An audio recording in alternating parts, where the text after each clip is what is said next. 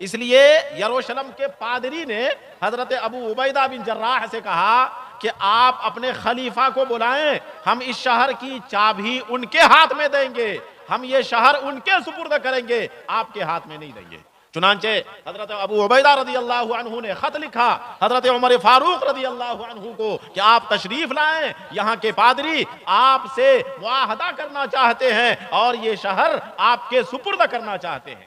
چنانچہ خط پہنچا مدینہ، حضرت عمر فاروق رضی اللہ عنہ نے سفر کیا، یہ پادری اپنے ساتھیوں کے ساتھ ایک مقام پر جمع ہوا جس کا نام جابیہ تھا۔ حضرت عمر فاروق کو پتا چلا، تو چونکہ سفر لمبا تھا، کافی لمبا سفر تھا، تو حضرت عمر فاروق رضی اللہ عنہ نے ایک اونٹنی لی اور ایک تھیلے میں کھجور، ایک تھیلے میں ستو اور ایک پانی کا برتن لیا اور ساتھ میں اپنا غلام لیا کہ چلو اس سفر میں تم میرے ساتھ رہو گے۔ اور حضرت عمر فاروق نے اپنے غلام سے فرمایا کہ اے غلام، یہ مت سوچنا کہ میں ہمیشہ اوپر بیٹھا رہوں گا اور تم چلتے رہو گے، ایسا نہیں ہوگا، برابری ہوگی، ایک منزل تک میں سوار ہو کر رہوں گا، تم پیدل چلو گے، اور دوسری منزل پر تم سوار ہو جاؤ گے اور میں پیدل چلوں گا۔ یہ ہے اسلام کا انصاف، یہ ہے مساوات کہ حضرت عمر فاروق نے اپنے غلام سے باری مقرر کی کہ ایک منزل تک عمر سوار ہوگا، تو پیدل چلے گا، اور ایک منزل تک عمر پیدل چلے گا، تو سوار ہوگا۔ چنانچہ حضرت عمر فاروق رضی اللہ عنہ نے اپنے غلام کے ساتھ جابیہ کا سفر کیا۔ جب جابیہ کے قریب پہنچے اور وہاں مجاہدین کو پتا چلا کہ خلیفۃ المسلمین حضرت عمر فاروق تشریف لا رہے ہیں، تو مجاہدین استقبال کے لیے نکلے۔ اس پادری نے سوچا کہ جب خلیفۃ المسلمین عمر آ رہے ہیں تو ان کے ساتھ ایک بڑا قافلہ ہوگا اور خادموں کا اجتماع ہوگا، لیکن اسے تعجب ہوا کہ اس نے دیکھا کہ ایک آدمی ہے عمر اور ایک غلام ہے اس کے ساتھ، اور کپڑا پرانا ہے، پھٹا ہوا ہے، لکھا ہے کہ حضرت عمر کے کرتے پر 14 پیوند لگے ہوئے تھے، 14 جگہ سے کرتا پھٹا ہوا تھا اور وہاں پیوند کپڑے کا ٹکڑا لگا ہوا تھا، بلکہ بعض جگہ تو چمڑے کا ٹکڑا لگا ہوا تھا، کرتا پھٹا ہوا تھا، 14 ٹکڑے لگے ہوئے تھے۔ لیکن اس پادری نے دیکھ کر فوراً سمجھ گیا کہ یہی عمر ہے، یہی خلیفۃ المسلمین ہے، اور اس نے وہاں کی چابی حضرت عمر فاروق کے سپرد کی۔ پھر حضرت عمر فاروق نے جابیہ سے مسجد اقصی جانے کا ارادہ کیا۔ وہاں عیسائی آباد تھے، عیسائیوں کی حکومت تھی ابھی تک۔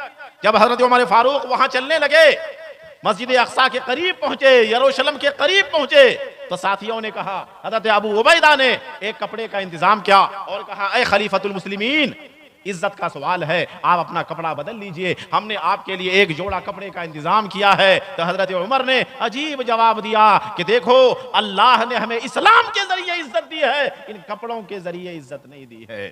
اس لیے لوگوں کی عزت حاصل کرنے کے لیے، لوگوں کی نظر میں محترم بننے کے لیے عمر اپنا لباس نہیں بدلے۔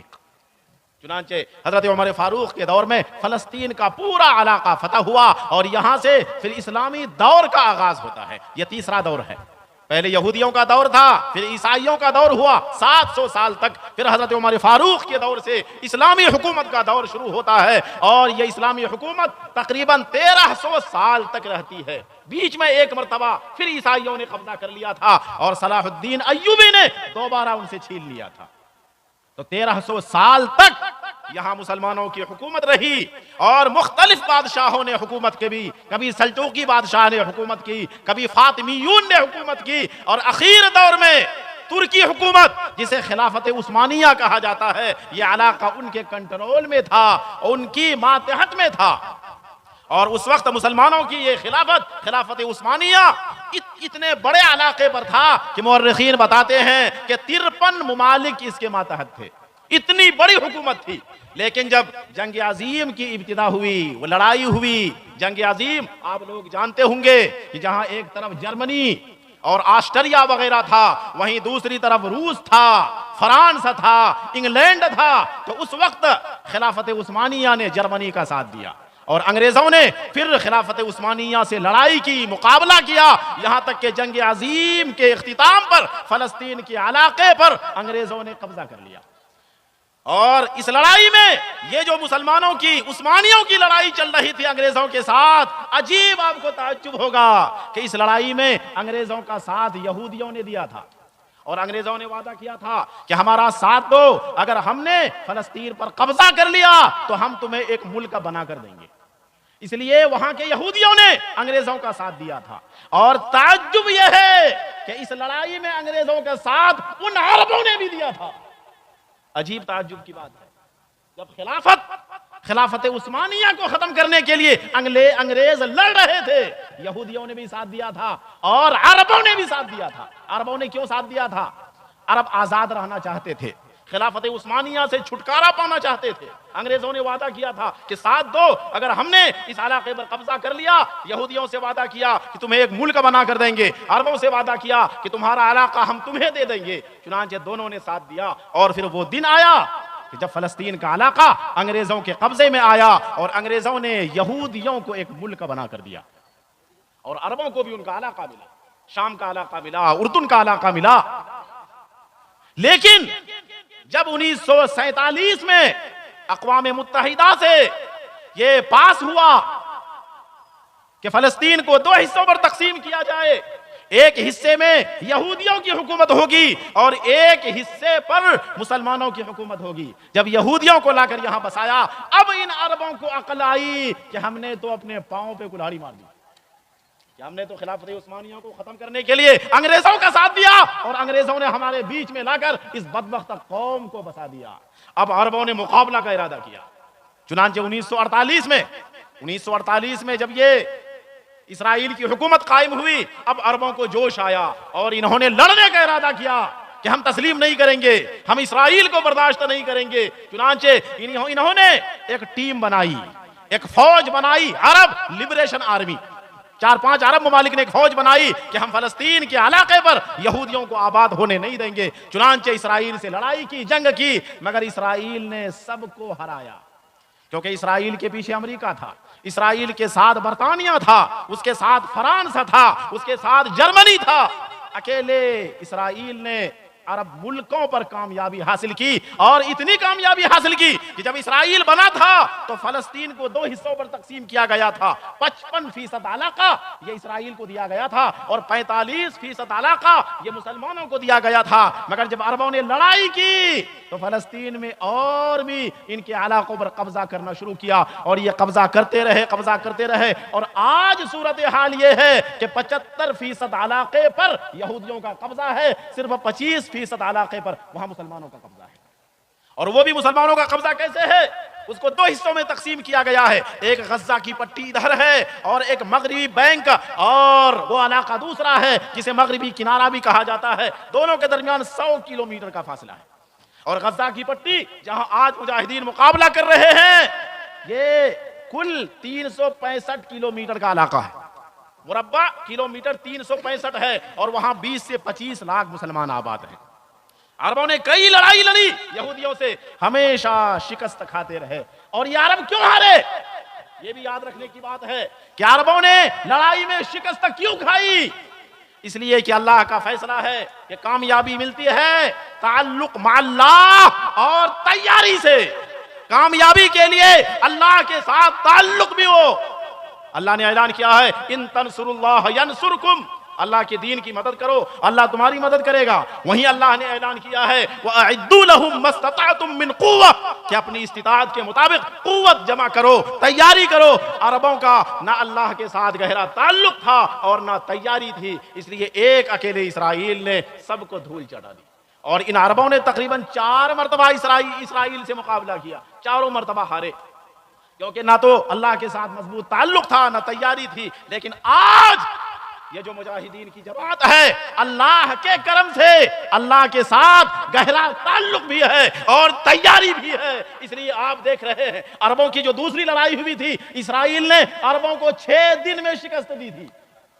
3 ملکوں کو اسرائیل نے 6 دن میں شکست دی تھی، اور آج 3 مہینہ ہوتا جا رہا ہے، یہ ایک مٹھی بھر جماعت اسرائیل کو نہ کے چنے چبا رہی ہے، کیونکہ اللہ کے ساتھ تعلق بھی ہے اور تیاری بھی ہے۔ اور جب تعلق ہو، تیاری ہو، تو اللہ کی مدد اترتی ہے، اللہ کی نصرت آتی ہے۔ اور آج بھی عربوں کے لیے افسوس کا مقام ہے کہ یہ عرب ممالک مال و دولت سے مالا مال، لیکن پانی، ایک بوتل پانی بھی یہ مجاہدین کے پاس، غزہ کے مسلمانوں کے پاس بھیجنے کی طاقت نہیں رکھتے۔ یہ کیسی مالداری ہے، یہ کیسی بے غیرتی ہے۔ اسی بے غیرتی نے مسلمانوں کو پوری دنیا میں ذلیل کیا ہے اور مسلمانوں کو پوری دنیا میں کمزور کر دیا۔ آج دنیا میں کہیں بھی دیکھیں مسلمان پریشان ہے، مسلمانوں پر ظلم ہو رہا ہے، حالانکہ مسلمانوں کے پاس دولت ہے، مسلمانوں کے پاس خزانے ہیں، لیکن ان بے غیرتی نے اور کمزوری نے، وہی جس نے یہود کو ذلیل کیا تھا کہ جب یہودیوں میں اللہ کی نافرمانی پیدا ہوئی تھی، خباثت پیدا ہوئی تھی تو اللہ کا عذاب آیا تھا، وہی آج مسلمانوں کے ساتھ ہو رہا ہے۔ مسلمان اللہ سے دور ہو رہے ہیں۔ اور آقا مدنی صلی اللہ علیہ وسلم کے زمانے میں آپ کو سناتا ہوں کہ مدینے کے قریب یہودیوں کے 3 قبیلے تھے، یہودیوں کے 3 قبیلے تھے، بنو قریظہ، بنو قینقاع اور بنو نذیر۔ ایک مرتبہ نبی اکرم صلی اللہ علیہ وسلم کے زمانے میں مسلمان کی ایک عورت یہودیوں کے محلے میں گئی، کسی یہودی نے چادر کھینچ دیا۔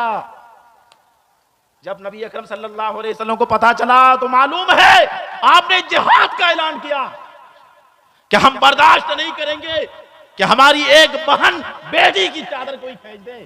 اور آج مسلمانوں کو گاجر مولی کی طرح کاٹا جا رہا ہے، مگر کوئی جوش اور ہمت حوصلہ والا نہیں ہے۔ سارے عرب خاموش ہے، ایسا لگ رہا ہے کہ ان کے پاس نہ طاقت ہے، کچھ نہیں، یہ سب گونگے بہرے بن چکے ہیں۔ اس لیے مسلمانوں آج ہم ان کی مدد کریں۔ ہم مدد کس طرح کر سکتے ہیں؟ ہم ان کے لیے دعا کریں۔ ہم بس دعا کر سکتے ہیں کہ مجاہدین کی اللہ مدد فرمائے، ورنہ ہم بھی گنہگاروں میں شمار ہوں گے کہ نہ تو ہم نے مجاہدین کی مدد کی، نہ ان کے لیے دعا کی۔ اس لیے مجاہدین کے لیے، غزہ کے مسلمانوں کے لیے ہم دعا کریں، خاص طور پر ان لوگوں کے لیے دعا کریں جہاں نہ کھانا پہنچ رہا ہے، نہ پانی پہنچ رہا ہے۔ چاروں طرف عرب ممالک ہیں، یہ وہ لوگ ہیں، یہ جبے قبے والے ہیں جن کو ہم سمجھتے ہیں کہ پتہ نہیں کتنا بڑا اللہ کا ولی ہوگا، لیکن بے غیرتی کی یہ حد ہے کہ آج آپ کو پتہ چل رہا ہوگا کہ کبھی سعودی عرب میں سنیما ہال کھل رہا ہے تو کبھی ڈانس پارٹی ہو رہی ہے، اور اب تو عورتوں کو آزاد کرنا شروع کر دیا ہے کہ جہاں چاہو جاؤ اور گاڑی چلاؤ اور اسٹیڈیم میں جاؤ۔ یہ بے غیرتی ہے۔ اس لیے مسلمانوں آج ہم اسی راستے پر چلنا شروع کریں جس راستے پر نبی اکرم صلی اللہ علیہ وسلم نے ہمیں چھوڑا تھا، وہی راستہ کامیابی والا ہے۔ آج ہم اس چمک دمک والی دنیا میں ایک نیا راستہ نہ اپنائیں، ورنہ نہ ہم دنیا کے رہیں گے نہ آخرت کے رہیں گے۔ اللہ سے دعا کریں کہ اللہ تبارک و تعالی ہم سب کو صحیح راستے پر گامزن فرمائے اور صحیح راستے پر ثابت قدم فرمائے، اور جو مسلمان آج ظالموں کے خلاف لڑ رہے ہیں، جہاد کر رہے ہیں، اللہ انہیں کامیابی سے نوازے، اور جو مسلمان شہید ہو رہے ہیں اللہ بھرپور مغفرت فرمائے، اور اللہ تبارک و تعالی ہمیں بھی ثابت قدم رہنے کی اور ایسے حالات کے لیے تیار رہنے کی توفیق عطا فرمائے۔ وآخر دعوانا ان الحمدللہ رب العالمین۔ ماشاءاللہ، جزاک اللہ۔